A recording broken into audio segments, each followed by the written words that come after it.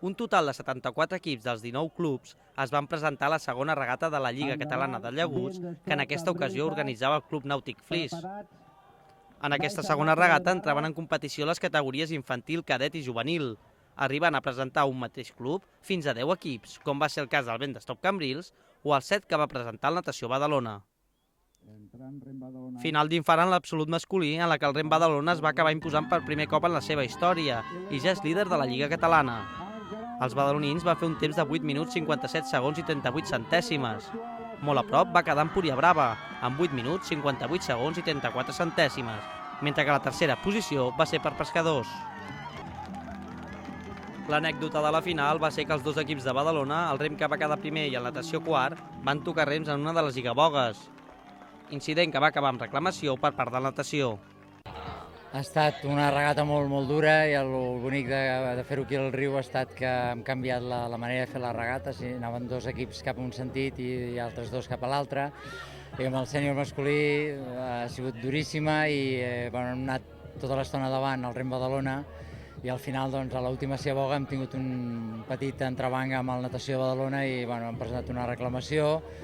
Anàvem davant, jo entenc també la natació, però, ostres, no sé, els he demanat comprensió per la situació.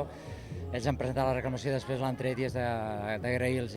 Al final, victòria vàlida pels de Badalona, que tot i el seu bon inici de temporada, són conscients de que encara queda molta lliga per endavant. Sí, Empúria Brava, la natació sempre han estat molt forts, que potser no és que ells hagin baixat la guàrdia, sinó que potser nosaltres hem incrementat molt més l'entrenament i s'han igualat molt més les posicions, no?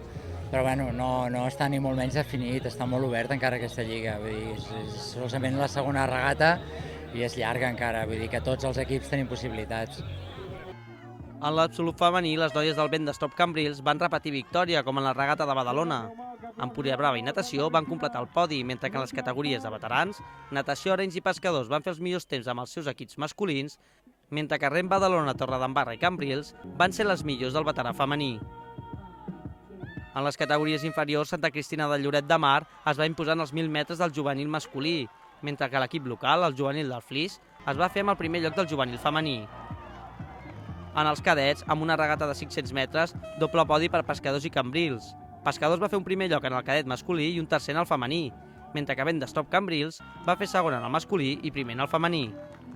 Els més petits, la categoria infantil, primer lloc per Cambrils, segon per Nàutic Flix i tercer per Santa Cristina. La lliga ja batega i la propera parada és Mataró. Més. Estira la corda, guanya corda per a tu. Vale.